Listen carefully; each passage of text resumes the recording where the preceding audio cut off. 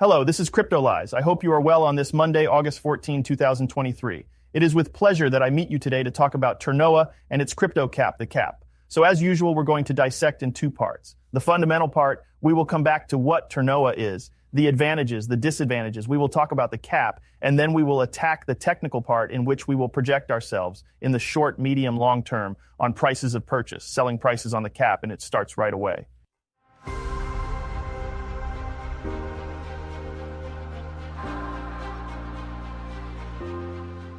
TERNOA is a specialized blockchain for NFTs.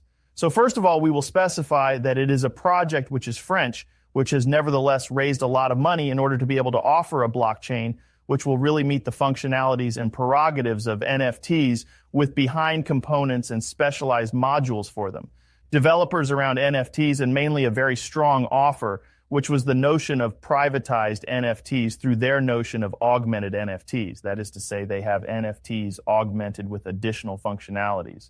NFTs that can be secret in which one does not have access to anything, except only if one owns the NFT. They also have the notion of the time capsule that goes into it. So they really want to reinforce the use of NFTs through the blockchain. It is a project which in itself is developed on Polkadot, therefore in Substrate, and which will also have an NFT management which will be slightly different from what we can know with Ethereum. It is true that with Ethereum, there is a notion of collection which is intrinsically linked to the creation of the NFT, whereas here it is something that is done separately. That is to say that we create the NFT and then attach it to a collection. So it's a little different, but we have something that in itself is relatively strong and offers a number of strong features. Behind these features is what they call the time capsule. The time capsule, which is the possibility of being able to block in an NFT a set of elements, whether they are cryptos, whether they are NFTs, whether they are documents, and store them and release them on a specific date, whether either a death or a specific moment in life. And we see that there is an offer which is free, so a limited format for the moment, which is 1 giga over 10 years, and in which we can set a release date. That is to say that from the moment it is blocked, the elements are blocked and we can recover them by a certain date. And when we see the paid formula, so there's 50 euros in which it's 10 gigas for 50 years with different protocols after your death. So the notion precisely of bequeathing these digital assets, which is a very complicated notion at present, in which we have no real solution. The notion of approval of a group where we can define that a group of people can validate the release of this soul capsule and yet another times set a date. So it's a protocol that is rather interesting in its conceptualization. The only problem will be the different returns that there may have been in use and in pricing.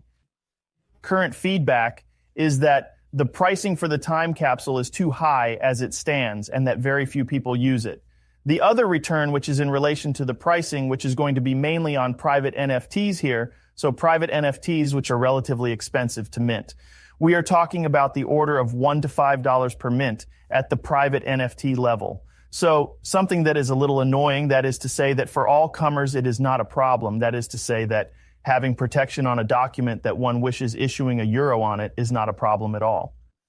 On the other hand, if we want to build something around that, because I remind you that TERNOA is aimed at developers, and developers want to build on top of TERNOA, it's a cost that is at present for me, I think, slightly too expensive or even too expensive at all. And this is something that will have to be followed thereafter.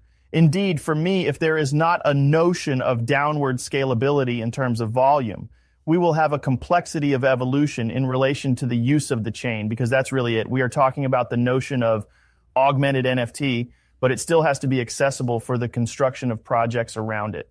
So there are always projects being built on it. We still have some cool projects that are being built. We have an offer that is present, but for me, it's going to be really, is it their offer will be strong enough to be interesting, whether in terms of costs, whether in terms of interoperability.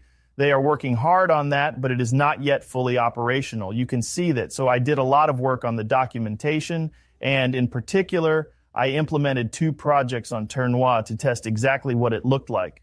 The doc, it was not necessarily up to date at that time, in which a lot of things had to be redone all the same. The responses on the Discord were rather average, so the development experience on TERNOA is not extraordinary. Between shots plus everything else, good, here it is, it cools down a little bit. So I put a little top there. We have a big marketing image that is present. We have a big hype that was mounted, especially around Paris Blockchain Week, with a valuation around the cap. So for me, we have a protocol that has a place, but which still has to find its place. That is to say that we have room for a project specializing in NFTs, but it still has to be low cost, ultra interoperable, and that we really have functional bricks that are really very strong. At present, we have strong functional bricks, but which are not sufficiently accessible. So we are going to finish on the front part. We are going to project ourselves on the course and the technical part, in which we had a big acceleration phase on the launch of the project, in which he made a lot of talk about him. He raised a lot. And so behind it was the setting up of a distribution that took place, with here an BC and an AR and a box on BCA with a sign of weakness, which has structured itself. This sign of weakness, which is interesting to see, is that it was quite short and quite weak. When we position ourselves here, we can clearly see that we had the fall of Celsius here and we had the effective dilution here. It should be understood that compared to the launch of the cap, there was not necessarily any utility, strictly speaking, around the terroir project. The usefulness arrived at that time, that is to say at the arrival, at the launch of the time capsule, at the launch of the NFT private, which was given in particular on the PBS, therefore the blockchain week device in March 2023. So it's normal that we have behind an effective dilution and in which we had a big bullish reaction, which was also made by a lot of marketing and a very strong announcement effect, in which then we can see that we have retraced very strongly and that we are in a stabilization phase in the 0.86. For me, I tend to tell you that we are going to retest again a little bit lower. We are going to retest the 0.1, in which we can have, or even a little bit lower, the 0.8, to be able to really retest this order block that is here before being able to structure something that leaves in August. Especially since we have a small beginning of accumulation, but which is relatively weak, okay? We don't have a real bullish reaction yet. We had a small bullish reaction here, which is relatively weak, and we see that we had a bearish breakout here, which continues, okay? We're retesting the low end related to the SEC announcement here, which is this big red candle. So for me, we are more into something that is relatively flat with a time delay before having a bearish breakout.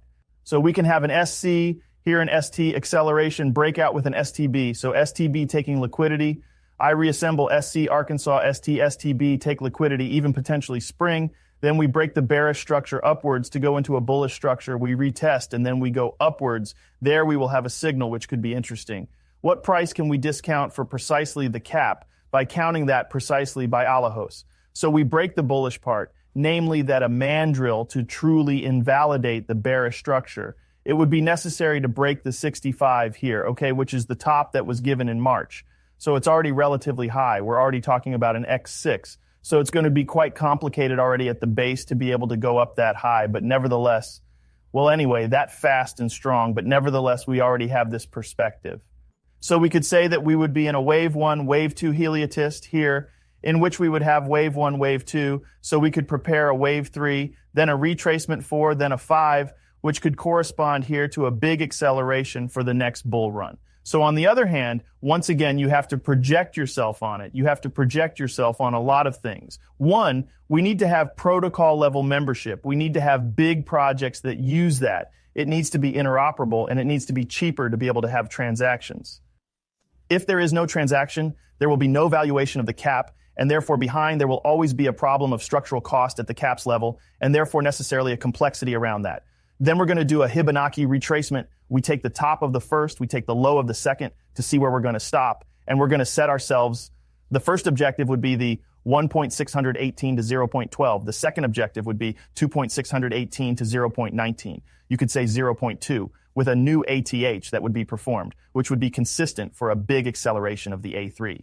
So we could have a big 3 here, a 4, and a big 5 that he could look for with a small potential extension. So there it is, a bit the idea that we could have on a bull run.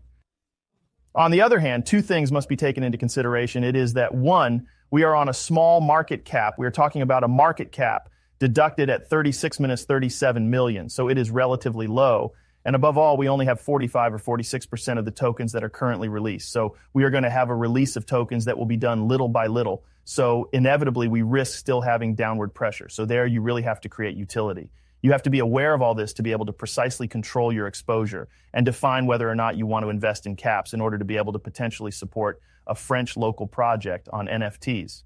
Hope you enjoyed this video. If so, I'm sure you'll love the video I made on Link, the crypto of Chainlink, the one that tries to rule all other cryptos. I'll explain why in this video and see you tomorrow for the daily.